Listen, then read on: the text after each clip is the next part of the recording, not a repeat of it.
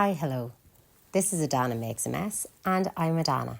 This channel will have various crafting exploits, but I'm kicking off my long form journey with a vintage craft book challenge. The vintage craft book challenges began on my Instagram during COVID, where I would go through my collection of craft books and show them to my followers.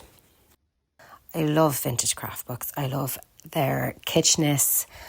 The visuals are stunning. There's so much photography work in them compared to stuff today, which is odd. And what I love the most is the sheer optimism of them. Like imagining that we're going to do all of that with 2 pages of instructions.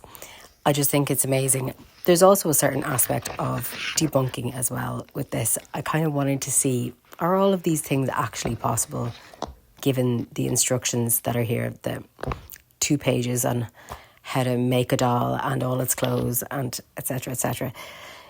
So anyway, this is how it kicked off. I used to go onto my Instagram, get everyone to vote on which craft I'd attempt, and I'd go at it and share the journey in my stories. So I wanted to do this again, but in long form.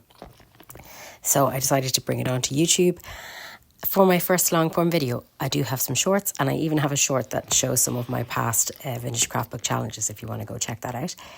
But for this one, I already did the voting. I brought it to my Instagram, which is Edana GH, EDANAGH.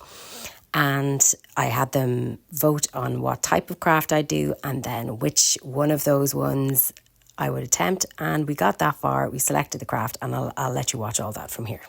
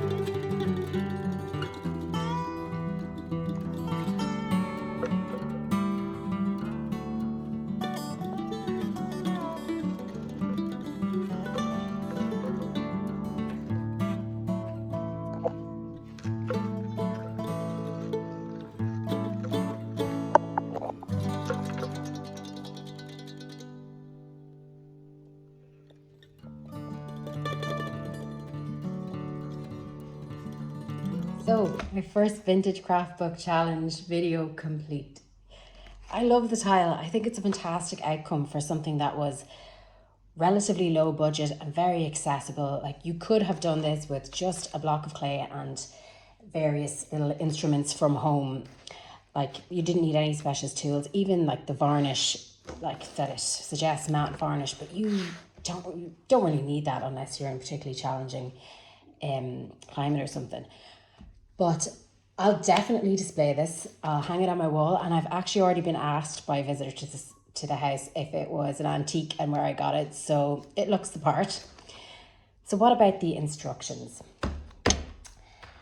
They're fairly good, but I find it a little bit sus that they achieve this lovely consistent staining with tea. But then again, the clay that I had a weird doughy consistency to it, and I think that might have given me some problems with the staining, but I actually don't think it looks bad. I'm not mad at it at all. I think it's a different texture, but it's still really good. I think it's weird that they didn't include a method for hanging, so I just added the wire myself. Like, they could have put in some instructions for making holes or something. If you look down through the instructions that I included in the video, you'll see that they didn't include anything for this.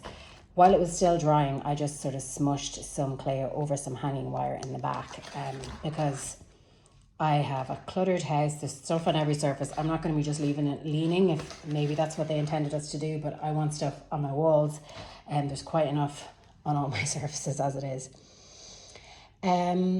Let me see the drying time. There was 3 different drying times in this. Let the clay dry, then let the tea soaking dry, then let the varnish dry. I don't know, for someone with kids, that can be a bit of a precarious situation, having the poor tile in a vulnerable state 3 different times, but it made it through unscathed, so all good. Honestly, the hardest part of all this was the filming and editing for me. It's all very new. I told myself that I could finally start my YouTube channel because of all the AI crap that's out there. Every bit of homemade helps, and no matter what I do, it's still going to be better than more AI slop. But nonetheless, it was a very new skill to me. So if you enjoyed this, please do subscribe as a little pat on the back to me for not throwing in the towel, which I almost did a couple of times. But anyway, all the instructions and materials for this are throughout the video. Find an image you like and you'll find it quite easy to reproduce something like this. So definitely chalking this up as a win for the Vintage Craft Book Challenge.